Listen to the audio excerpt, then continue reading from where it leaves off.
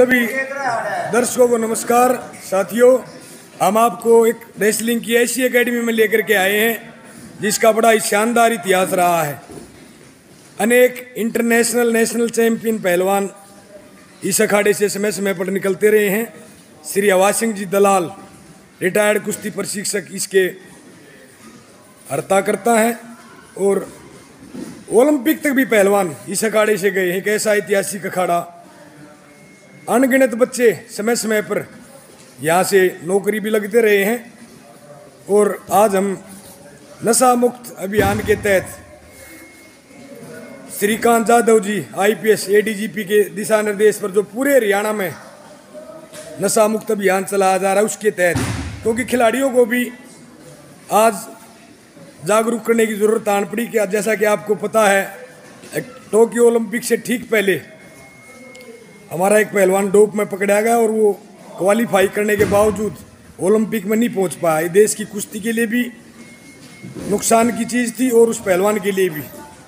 तो हम आज पहलवानों के बीच आए हैं। हमारे बीच में हैं इस अखाड़े के जो प्रशिक्षक हैं श्री अवाज सिंह छंगा, रिटायर्ड कुश्ती प्रशिक्षक। पूरा जीवन देश की कुश्ती को दिया है इन्होंने, पूरा जीवन देश की कुश्ती को। एक अपने समय के बहुत अच्छे पहलवान रहे और भारतीय सेना में भी अपनी पूरी जवानी देकर गए। सेना के भी चैंपियन पहलवान थे, लगातार 8 बार नेशनल चैंपियन का रिकॉर्ड इनके नाम है। और सेना से रिटायर होने के बाद हरियाणा खेल विभाग में भी लंबे समय तक एज ए कुश्ती प्रशिक्षक देश की कुश्ती की सेवा की। और जो ही वहाँ से रिटायर हुए हरियाणा खेल विभाग से, तुरंत अपना अखाड़ा अपने पैसे लगा करके, ये देखो बड़ी ऐतिहासिक चीज़ है, अपने पैसे से जगह खरीदना, फिर अखाड़ा बनाना, फिर पहलवान तैयार करना। तो आप अंदाज़ा लगा सकते हैं कि इस आदमी के मन में कुश्ती के प्रति कितना प्रेम है, कितनी श्रद्धा है और ये किस प्रकार कुश्ती के खेल को देखते हैं। नहीं तो कोई भी काम करने आदमी जब निकलता तो ये सोचता कि भी तेरे को क्या बचेगा, लेकिन ये अपने घर से पैसा फूंक करके, मैं अगर देसी भाषा में बात करूं, और देश की कुश्ती की सेवा कर रहे हैं। अवाज सिंह दलाल जी से हमारे दर्शकों को कोचा पहले राम राम करो जी, राम राम बोलो कोचा। कोचा, छोटे छोटे बच्चों को आप ट्रेनिंग दे रहे हैं, पूरा जीवन देश की कुश्ती को आपने दिया है और उम्र के इस पड़ाव में भी कोरोना जैसी महामारी के बावजूद जिस कोरोना की महामारी ने पूरे विश्व को हिला करके रख दिया, पहलवानों को ट्रेनिंग के साथ साथ क्या आप स्टेरॉइड जो पहलवान ले लेते हैं, प्रतिबंधित दवाओं का जो सेवन करके अपना खिलाड़ी जीवन बर्बाद कर लेते हैं, इसके बारे में बच्चों को क्या शिक्षा को अच्छा आप देते हैं, बताओ जी हमारे दर्शकों को। हम किसी बच्चे को भी ये स्टेरॉइड लेने की सलाह नहीं देते, न लेने देते अपने यहाँ पर। किसी भी बच्चे को हम यहाँ पर अखाड़े में जो भी आता है किसी को नहीं लेने देते प्रतिबंधित दवाई जो भी है। इसका नुकसान और पूरी बात एक बार कुछ अब थोड़ा हमारे दर्शकों को बताओ भाई, ये नुकसान कितना है, इसको क्या क्या क्या इसके दुष्प्रभाव हैं, कैसे कैसे ये चीजें खराब करती है खिलाड़ी को। इसका पूरी जिंदगी पर दुष्प्रभाव पड़ता है। आज तो ये दिखता है। साथियों, ये छोटे छोटे बाल पहलवान यहाँ कुश्ती का अभ्यास कर रहे हैं, देश की कुश्ती का भविष्य है, इनको जागरूकता की जरूरत आन पड़ी है। श्रीकांत जाधव जी के दिशा निर्देश पर हरियाणा NCB और प्रयास संस्था के माध्यम से छोटे छोटे बाल पहलवान यहाँ कुश्ती का अभ्यास करते हुए इनको अवेयरनेस की सख्त ज़रूरत है, क्योंकि जल्दी परफॉर्मेंस के चक्कर में पड़ गई ये देश का जो भविष्य है ये नशे के दलदल में ना चले जाएं, स्टेरॉइड लेकर के अपना खिलाड़ी जीवन बर्बाद ना कर दें। तो इस अभियान के तहत हरियाणा NCB और प्रयास संस्था के माध्यम से पूरे हरियाणा प्रदेश में ये अभियान चलाया जा रहा है। छोटे छोटे बच्चे कुश्ती का अभ्यास करते हुए इतनी ठंड के बावजूद इनका जोश और उत्साह देखते ही बनते हैं। अवाज सिंह अखाड़ा बहादुरगढ़ में आज हम आपको लेकर के आए हैं, जिसमें लगभग 70 के करीब पहलवान हैं। अनेक इंटरनेशनल नेशनल चैंपियन ओलंपियन पहलवान रविंद्र खत्री भी इसी अखाड़े की देन है। तो आप सभी का इस सौभाग्य है कि आप आज इस अखाड़े में पहुँचे हैं, पहलवान कुश्ती का अभ्यास कर रहे हैं।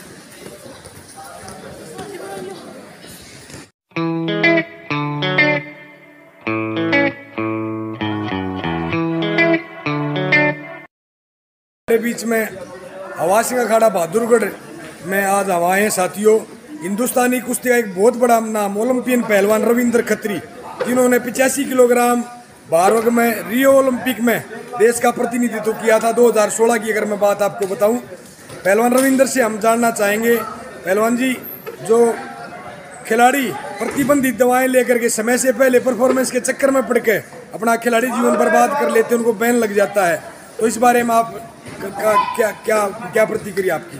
नमस्कार जी, मैं रविंदर खत्री, प्योर एथलीट।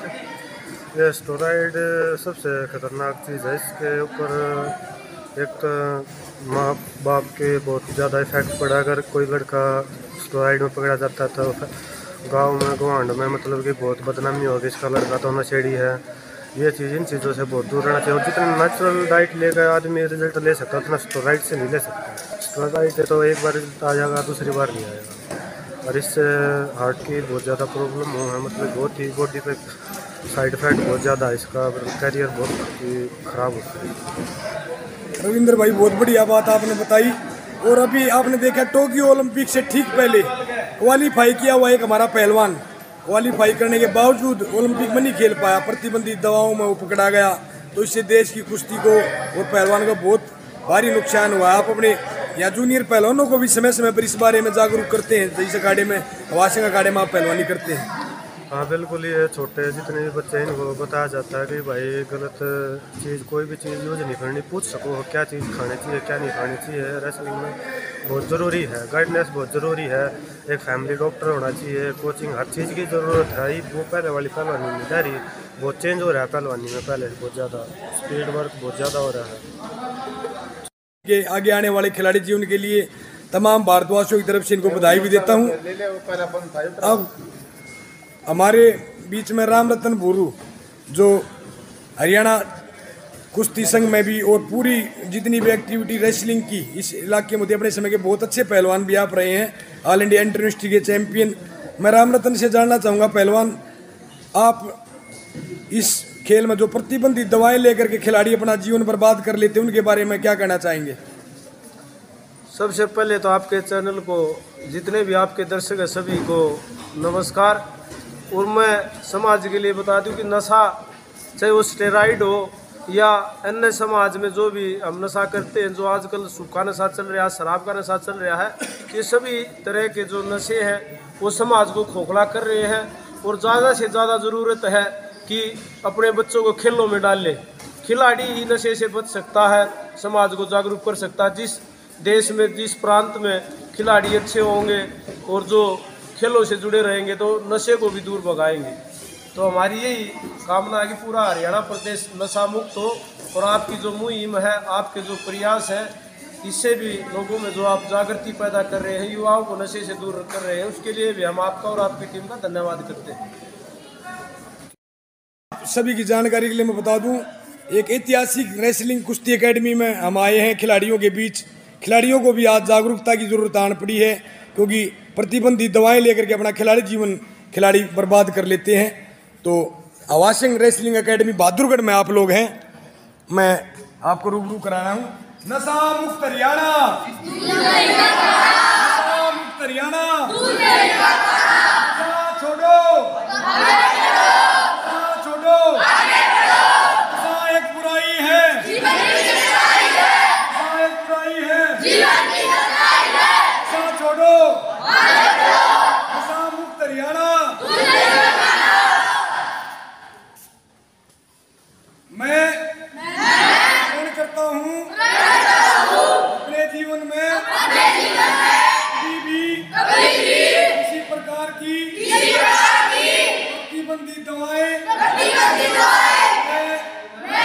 नशे का सेवन नहीं करूँगा। यदि कोई व्यक्ति नशे का कारोबार करता है, जो नशा छोड़ना चाहता है, उसकी सूचना हरियाणा नारकोटिक्स कंट्रोल ब्यूरो के टोल फ्री नंबर 90-508 91-508 कर दूंगा। जय हिंद, जय हिंद। आप सभी का बहुत बहुत धन्यवाद। भाई बड़ी प्रैक्टिस करो और प्रतिबंधित दवाओं के चक्कर में ना पड़ो। बहुत बहुत धन्यवाद आपका।